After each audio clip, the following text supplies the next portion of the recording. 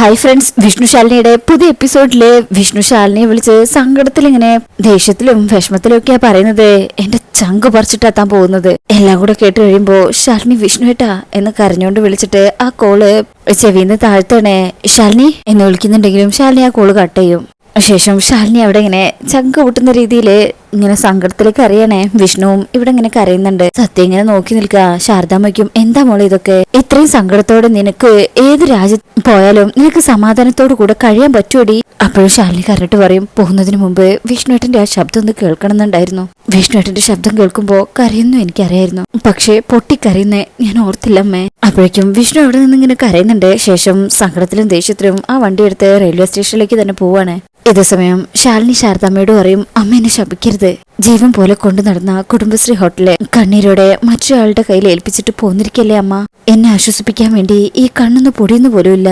പക്ഷേ ഉള്ളിലെ കരയാണെന്ന് എനിക്കറിയാം. ശാരദാമ്മയ്ക്കും എന്തൊക്കെയാടി നീ പറയുന്നത്? ശാലിനി പറയും, എനിക്ക് വേണ്ടി എല്ലാവരും ത്യാഗം ചെയ്യുന്നു. അതിലെ മുൻപന്തിയിൽ അമ്മ തന്നെയാ.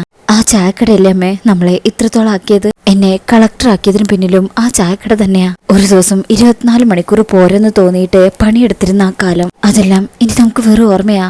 അമ്മ എന്നെ വെറുക്കരുത്, ശപിക്കരുത്. എന്റെ തീരുമാനം തെറ്റാണോ ശരിയാണോ എന്നൊന്നും എനിക്കറിയില്ല. എന്തായാലും നമുക്ക് ഇവിടുന്ന് പോവാം, ട്രെയിൻ ഇപ്പൊ വരും എന്നിങ്ങനെ ആ സങ്കടത്തിനിടയിലും പറയുന്നത് പോകണമെന്ന് തന്നെയാണ്. ഇതേ സമയം ട്രെയിൻ അങ്ങോട്ട് പാഞ്ഞു വന്നോണ്ടിരിക്കണേ. വിഷ്ണു ബുള്ളറ്റിലും വരുന്നുണ്ട്. വരുന്ന സമയത്തെല്ലാം ശ്യാമ അവസാനമായിട്ട് പറഞ്ഞ കാര്യങ്ങൾ ആലോചിക്കുന്നത് ശാലിനിയാണ് പപ്പിക്ക് ബ്ലഡ് കൊടുത്തതെന്നുള്ള കാര്യം. അങ്ങനെ വിഷ്ണു വന്നോണ്ടിരിക്കുന്ന സമയത്ത് വണ്ടി വഴിയിൽ നിന്ന് അങ്ങ് ഓഫായി പോവാണ്. പിന്നെ എത്ര ശ്രമിച്ചിട്ടും അത് സ്റ്റാർട്ട് ആവുന്നില്ല. റെയിൽവേ സ്റ്റേഷന്റെ അടുത്തെത്തിയിട്ടുണ്ട്. ഇങ്ങനെ ട്രാക്ക് കാണുമ്പോ വിഷ്ണു പിന്നെ ട്രാക്കിലേക്ക് ഓടും. ശേഷം ട്രെയിൻ വരുന്നുണ്ടോ നോക്കുക. പിന്നീട് ട്രാക്കിലൂടെ തന്നെ അങ്ങ് ഓടി പോവാണേ. അന്ന് പണ്ട് ശാലിനിയെ കൂട്ടി റെയിൽവേ ട്രാക്കിലൂടെ ഓടിപ്പോയിരുന്ന അതൊക്കെ വിഷ്ണു ഇപ്പൊ ആലോചിച്ചു പോവാ. വിഷ്ണുവിനെ വല്ലാണ്ട് ഓടാൻ പറ്റുന്നില്ല. നല്ല ചൂടും വെയിലും പിന്നെ ആ സങ്കടമൊക്കെ ആയിട്ട് ശരീരത്തിന് ഒന്നും താങ്ങാനാവുന്നില്ല. ഇതേ സമയം വിഷ്ണു ഫോൺ വിളിച്ചപ്പോ സങ്കടത്തോടു കൂടി പറഞ്ഞതൊക്കെ ആലോചിച്ച് സങ്കടപ്പെട്ട് നിൽക്കുകയാണ് ശാലിനി. അത് ശാലിനിയെ വീണ്ടും വീണ്ടും കരയിപ്പിക്കുക. സത്യക്കും എന്തിനാ അമ്മയെ കരയുന്നത്? നമ്മള് ടൂർ പോവല്ലേ? അപ്പോ ശാരദാമ്മ പറയും, മോളെ അമ്മയ്ക്ക് തീരെ സുഖമില്ലെന്ന് തോന്നുന്നു, നമുക്ക് തിരിച്ചു പോകാം മോളെ സത്യെ. ഇതേ സമയം വിഷ്ണു ഇങ്ങനെ ട്രാക്കിലൂടെ ഓടി വരുമ്പോ ട്രെയിൻ വരികയാണേ. വിഷ്ണു പെട്ടെന്ന് തന്നെ ട്രാക്കിൽ നിന്ന് ഇറങ്ങി നിൽക്കും. അങ്ങനെ ട്രെയിൻ അങ്ങ് പോകും. അത് പോയി കഴിഞ്ഞാൽ വീണ്ടും ആ ട്രാക്കിലൂടെ ഇങ്ങനെ ഓടുകയാണേ. ഇതേ സമയം സത്യയ്ക്കും ശാരദാമ്മയുടെ അടുത്ത്, അപ്പൊ നമുക്ക് ടൂറ് പോവണ്ടേ? അപ്പോഴും ശാലിനിയോട് ശാരദാമ്മയ്ക്കും ഇത്രയും സങ്കടപ്പെട്ട് ഒരു യാത്ര വേണം മോളെ. ശാലിനി പറയും, പോണം, നമുക്കെല്ലാം ഇട്ടെറിഞ്ഞു പോവാം. ആ തീരുമാനത്തിന് മാറ്റമില്ല. ഇതേ സമയം വിഷ്ണു ഇങ്ങനെ ട്രാക്കിലൂടെ ഓടുമ്പോ ട്രാക്കിൽ അങ്ങ് വീണു പോവാണേ. പിന്നെ കാലിലും മസിലും കയറുന്നുണ്ടെന്ന് തോന്നുന്നു. എങ്കിലും എങ്ങനെയൊക്കെയോ എഴുന്നേറ്റിട്ട് കാലിന്റെ മസിലിന്റെ അവിടെ ഇങ്ങനെ കൈവച്ച് കുത്തും. പിന്നീട് അവിടുന്ന് വീണ്ടും എഴുന്നേറ്റ് ഓടുകയാണ്. റെയിൽവേ സ്റ്റേഷനും ലക്ഷ്യം വെച്ചുകൊണ്ട് ഇതേ സമയം ടൂറ് പോകണമെന്നുള്ള വിശ്വാസത്തില് സത്യം പറയും, നമുക്ക് തിരിച്ചു വരുമ്പോ പപ്പിക്ക് ഒരു പാവ വാങ്ങിച്ചു കൊണ്ടുവരണം. പിന്നെ സത്യമ്മ നെക്ലേസ് വാങ്ങിച്ചു തന്നതുപോലെ പപ്പിക്കും നമുക്ക് നെക്ലേസ് വാങ്ങിച്ചു കൊടുക്കണം കേട്ടോ. പിന്നെ ബിഗ് ഫ്രണ്ടിനും വാങ്ങിക്കണം നല്ലൊരു ഗിഫ്റ്റ്. അപ്പോഴും ശാലിനി ഇങ്ങനെ സങ്കടത്തിൽ കരയുമ്പോ ശാരദാമ്മയുടെ വയ്ക്കും, എന്തിനാ എന്റെ അമ്മ ഇങ്ങനെ കരയുന്നത്? അപ്പൊ ശാരദാമ്മ ശാലിനിയെ നോക്കിയതിനു ശേഷം സത്യയോട് എല്ലാം തുറന്നു പറയാ, നമ്മള് ടൂറിനൊന്നും പോവല്ല മോളെ, നമ്മളിവിടുന്ന് എന്നേക്കുമായിട്ട് പോവാ. ഇത് കേൾക്കുന്ന സത്യം ഞെട്ടിപ്പോവാ. ശാലിനിയും അങ്ങനെ ഞെട്ടിപ്പോവും. അങ്ങനെ ശാരദാമ്മ പറയും, ഇനി നമ്മൾ ഇങ്ങോട്ട് വരില്ല. അയ്യോ, അപ്പൊ പപ്പിയെയും ബിഗ് ഫ്രണ്ടിനെയൊന്നും സത്യമോൾക്ക് ഇനി കാണാൻ കഴിയില്ലേ? ശാരദാമ്മ പറയും, ഇല്ല, അവരൊക്കെ നമ്മൾ ഇനി മറക്കണം. ഇത് കേൾക്കുന്ന സത്യം ഒന്നുകൂടി ഷോക്കാവുന്നുണ്ട്. പോവണ്ട, നമുക്ക് ഒരിടത്തേക്കും പോവണ്ട. അപ്പോഴേക്കും വിഷ്ണു ഓവർ ബ്രിഡ്ജ് കയറി ഇവരുടെ അടുത്തേക്ക് വന്നോണ്ടിരിക്കുക. ഓടി ഓടി തളർന്നിട്ടുണ്ട് ആ പാവം. എങ്കിലും എങ്ങനെയൊക്കെയോ ഓടി വന്നോണ്ടിരിക്കണേ. അങ്ങനെ ശാലിനി ശാരദാമ്മനെ ഇങ്ങനെ പിടിക്കുമ്പോ ശാരദാമ്മ പറയും, എനിക്ക് വയ്യ, സത്യങ്ങൾ പറയാതെ ഇവളെ ഇവിടുന്ന് കൊണ്ടുപോവാൻ. അറിയട്ടെ, പറയുമ്പോ ഉള്ള കരച്ചിൽ മാത്രമല്ലേ ഉണ്ടാവൂ, അവിടെ ചെന്നിട്ടുള്ള സങ്കടമൊന്നും കാണണ്ടല്ലോ. ശാലിനിക്ക് വല്ലാത്ത അങ്ങ് ഷോക്കായി പോവാണ്. ശാരദാമ്മ ഇതെല്ലാം പറഞ്ഞത് എല്ലാവരും കൂടെ എന്നെ അങ്ങ് ഇല്ലാതാക്കും മോളെ എന്നിങ്ങനെ വിളിക്കുമ്പോ ശാലിനി അത്രയും സങ്കടത്തിലൊക്കെ അറിയുന്നേ. ഇതേ സമയം വിഷ്ണു ഇങ്ങനെ ഓടി വന്നോണ്ടിരിക്കുമ്പോ ഒരാള് അതിലെ നടന്നു വരുന്നുണ്ട്. അയാളുടെ ദേഹത്ത് തട്ടി വിഷ്ണു അങ്ങ് വീണു പോവാണ്. എവിടെ നോക്കി അവിടെ താനോ പോകുന്നത് എന്ന് അയാള് ചീത്ത വിളിക്കുന്നുണ്ട്. എങ്കിലും വിഷ്ണു അതൊന്നും കാര്യമാക്കാതെ ഇപ്പൊ ഒരുപാട് ദൂരം ഓടിയത് കാരണം വിഷ്ണു നല്ല കാലുവേദനയുണ്ട്. പിന്നെയും അവിടുന്ന് എഴുന്നേറ്റ് ആ പാവം വേദന സഹിച്ചുകൊണ്ടാണ് ഓടിപ്പോകുന്നത്. ശരീരം ആകെ തളർന്നിട്ടുണ്ട്. ഓടാന്ന് പറയാൻ പറ്റില്ല, മറ്റേ കാല് വലിച്ച് വലിച്ച് എഴഞ്ഞാണ് പോകുന്നത്. ഇതേ സമയം സത്യം പറയും, നമുക്ക് ഇവിടുന്ന് പോവണ്ട അമ്മേ, ഞാൻ ഇവിടുന്ന് എങ്ങോട്ട് വരില്ല, ഇവിടെയാണ് എന്റെ ബിഗ് ഫ്രണ്ടും ബെസ്റ്റ് ഫ്രണ്ടും ഒക്കെ ഉള്ളത്. ശാലിനി ചങ്ക പൊട്ടുന്ന രീതിയിൽ കരയണേ. ശേഷം മോളെ നമുക്ക് ഇടയ്ക്ക് ഇങ്ങോട്ട് വരാം. അമ്മയ്ക്ക് അവിടെ ജോലിയായി പോയില്ലേ, അതുകൊണ്ടാ. സത്യം പറയും വേണ്ട, നമുക്ക് ആ ജോലി വേണ്ട, ഞാൻ വരില്ല, നമുക്ക് പോവാം എന്ന് പറഞ്ഞ് അങ്ങ് പോവാൻ തുടങ്ങുമ്പോ ശാരദാമ്മയും ശാലിനിയും പിടിക്കും. മോളെ പറയുന്നത് കേൾക്ക് എന്ന് ശാലിനി ദേഷ്യപ്പെടണേ. അപ്പോഴേക്കും വിഷ്ണു അവിടെ ഓവർബ്രിഡ്ജിന്റെ മുകളില് എത്തിയിട്ടുണ്ട്. അതായത് ഇറങ്ങുന്ന ആ ഭാഗത്ത്. അവിടെ നിന്ന് ഇവരെങ്ങനെ നോക്കും. ശാലിനി എന്ന് ഉച്ചത്തിൽ വിളിക്കണേ. ശാലിനിയും ശാരദാമ്മയൊക്കെ കാണും. ശാലിനി അങ്ങ് ഞെട്ടിപ്പോവാ. ബിഗ് ഫ്രണ്ട് എന്ന് സത്യം വിളിക്കും. അങ്ങനെ ശാലിനിയെ കണ്ട ഒരു സന്തോഷത്തില് വിഷ്ണു അവിടുന്ന് സ്റ്റെപ്പ് ഇറങ്ങാൻ തുടങ്ങുമ്പോ കാല് വലിച്ചാണല്ലോ വരുന്നത്. ആ കാല് അവിടെ ആ തൂണിന്റെ മുകളിൽ തട്ടി അങ്ങ് വീണു പോവാണ്. ഇത് കാണുന്ന എല്ലാവരും ഞെട്ടിപ്പോവും. അങ്ങനെ വിഷ്ണു ആ സ്റ്റെപ്പിലൂടെ ഉരുണ്ടുരുണ്ട് താഴേക്ക് വീഴാ. വിഷ്ണുവിന്റെ തല അവിടെ ഇരിക്കുന്നുണ്ട്. വേദന കൊണ്ട് തലയിൽ കൈവച്ചാ വിഷ്ണു നിൽക്കുന്നത്. ഈ കാഴ്ച കാണുന്ന ശാലിനി ഉറക്കെ വിഷ്ണുവേട്ടാ എന്ന് വിളിക്കാം. വിഷ്ണു ശാലിനി എന്നും വിളിക്കുന്നുണ്ട്. പിന്നെ പരിസരം മറന്ന് ശാലിനി വിഷ്ണുവിന്റെ അടുത്തേക്ക് ഓടി പോവാണേ. പിന്നാലെ സത്യയും. അങ്ങനെ ശാലിനി ഓടിച്ചെന്ന് വിഷ്ണുവിനെ വേഗം മടിയിലേക്ക് ഇരുത്തണേ. വിഷ്ണുട്ടാ വിഷ്ണുട്ടാ എന്നിങ്ങനെ വീണ്ടും വിളിക്കും. അപ്പോഴേക്കും സത്യയും ബിഗ് ഫ്രണ്ട് എന്ന് വിളിച്ച് ഓടി വരും. വിഷ്ണു വീണപ്പോ തല മുറിഞ്ഞിട്ടുണ്ട്, കൈവെക്കുന്നുണ്ട് അവിടെ. അങ്ങനെ വിഷ്ണു അപ്പോഴും ചോദിക്കുന്നത് എന്നെ തനിച്ചാക്കി താൻ എവിടേക്കായി പോകുന്നേ, അതിന് തനിക്ക് കഴിയോ? അതിൽ ശാലിനി പറയും വിഷ്ണുവേട്ട എനിക്ക് ട്രാൻസ്ഫർ. വിഷ്ണുവിന് ദേഷ്യം വരണേ. ആ കൈ തട്ടി മാറ്റിയിട്ട് പറയും ആരെ ബോധിപ്പിക്കാൻ, ആരെ തോൽപ്പിക്കാൻ ഈ ട്രാൻസ്ഫർ, എന്നെയോ അതോ എന്റെ അമ്മയെയോ? സത്യൊക്കെ ഈ പറച്ചിൽ കേട്ട് ഞെട്ടി നിൽക്കണേ. അപ്പോഴേക്കും കുറച്ച് ആൾക്കാരൊക്കെ അങ്ങോട്ട് ഇങ്ങനെ വരുന്നുണ്ട്. തന്നെയും സത്യമോളെയും കാണാതെ പപ്പിമോൾ അവിടെ മരുന്ന് പോലും കഴിക്കുന്നില്ല. അവൾ അവിടെ വാശി പിടിച്ച് ഒരേ കിടപ്പ. അപ്പോഴേക്കും വിഷ്ണുവിന്റെ മൂക്കുന്നൊക്കെ ചോര വരുന്നുണ്ട്. നിങ്ങൾ രണ്ടുപേരെയും പപ്പിയുടെ അടുത്തേക്ക് കൂട്ടിക്കൊണ്ടുവരാന്ന് വാക്ക് പറഞ്ഞിട്ടാ വന്നത് ഞാൻ. വിഷ്ണു ഇങ്ങനെ വേദനയോടുകൂടി സങ്കടത്തില് ഇങ്ങനെ കരഞ്ഞുകൊണ്ടാ പറയുന്നത്. ഇത് കേൾക്കുന്ന സത്യ പറയും എനിക്ക് പപ്പിയെ കാണണം, എനിക്കെന്റെ പപ്പിയെ ഇപ്പൊ കാണണം. ഇത് കേൾക്കുമ്പോ ശാലിനി സത്യയെ ഇങ്ങനെ നോക്കുകയാണേ.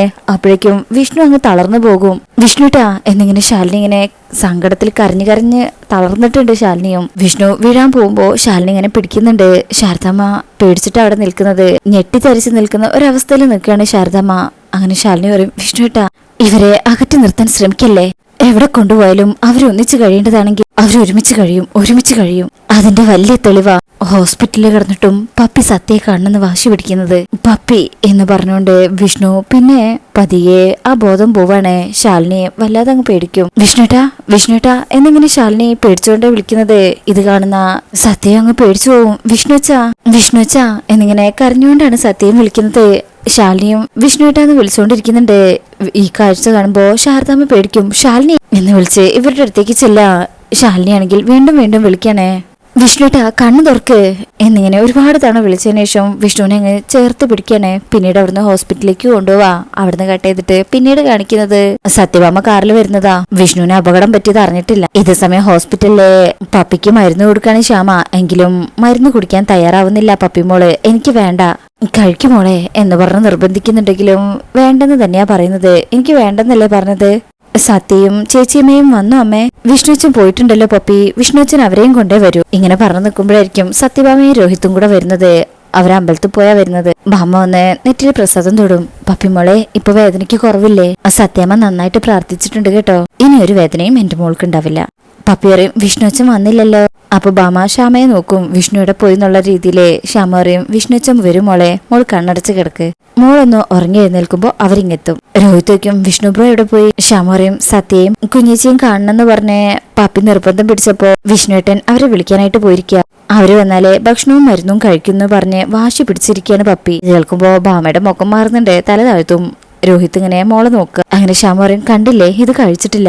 അപ്പൊ ഭാമ പറയും മോളെ മരുന്ന് കഴിക്കേ, വിഷ്ണു അച്ഛനെ സത്യമ്മ ഇപ്പൊ വിളിക്കാം എന്ന് പറഞ്ഞ് ഭാമ അപ്പൊ തന്നെ ഫോൺ എടുത്ത് വിഷ്ണുവിനെ വിളിക്കണേ. ഈ സമയം ശ്യാമ വീണ്ടും മരുന്ന് കൊടുക്കുമ്പോ എനിക്ക് വേണ്ടെന്നല്ലേ പറഞ്ഞത് എന്ന് പറഞ്ഞ് ആ കൈ തട്ടി മാറ്റും. ഇതേ സമയം ഭാമ പറയും ഫോണിൽ കിട്ടുന്നില്ലല്ലോ, റിങ് പോകുന്നേ ഇല്ല, എങ്ങനെ വരാത്തതാണല്ലോ. ശ്യാമ പറയും ഫോണിലെ ചാർജ് കുറവായിരുന്നോ, ചിലപ്പോ ഓഫായിട്ട് പോയിട്ടുണ്ടോ. ഇതേ സമയം വിഷ്ണു ബോധമില്ലാതെ ഹോസ്പിറ്റലിലേക്ക് വന്നോണ്ടിരിക്കണേ. ശാലിനിയും ശാരദാമ്മയും ഒക്കെ കൂടെ തന്നെയുണ്ട്. ഹോസ്പിറ്റലിലെ സ്ട്രെച്ചറിൽ കിടത്തി ഇങ്ങനെ ഡോക്ടറുടെ അടുത്തേക്ക് കൊണ്ടുപോവാണേ. ഇതൊന്നും അറിയാതെയാണ് ഇവരിവിടെ റൂമിൽ നിൽക്കുന്നത്. ശ്യാമ വീണ്ടും നിർബന്ധിക്കുന്നുണ്ടെങ്കിലും ഇല്ല, ഞാൻ വിഷ്ണുച്ചൻ വന്നിട്ടേ കഴിക്കൂ. അപ്പൊ രോഹിത് പറയും വിഷ്ണുച്ചൻ വരും മോളെ. പപ്പിക്കും ഇതെന്താ വിഷ്ണുച്ചൻ ഇത്രയും വൈകുന്നേ. അപ്പൊ ഭാമ പറയും രോഹിത്തെ പപ്പി മോളെ കൊണ്ട് എങ്ങനെയെങ്കിലും കഴിപ്പിച്ചേ നീ അത്. അപ്പൊ ശ്യാമ പറയും ദാ രോഹിത്തെ എന്ന് പറഞ്ഞു കൊടുക്കുമ്പോ രോഹിത്ത് ആ മരുന്ന് വാങ്ങിച്ചിട്ട് മോക്ക് കൊടുക്കുക. വേണ്ട രോഹിത് പറയും വിഷ്ണു അച്ഛൻ മോളോട് വാക്ക് പറഞ്ഞിട്ടല്ലേ പോയിരിക്കുന്നത്, അപ്പൊ വിഷ്ണു അച്ഛൻ അവരെയും കൂട്ടിയേ വരൂ. അപ്പോഴും പപ്പി പറയും വേണ്ട, അവര് വന്നാലേ ഞാൻ കഴിക്കൂ. ഭാമയ്ക്ക് ഇപ്പൊ ചെറുതായിട്ട് ദേഷ്യം വരുന്നുണ്ട്. മോളെ പപ്പി ഇങ്ങനെ വെറുതെ വാശി പിടിക്കല്ലേ. ദേ മോളെ,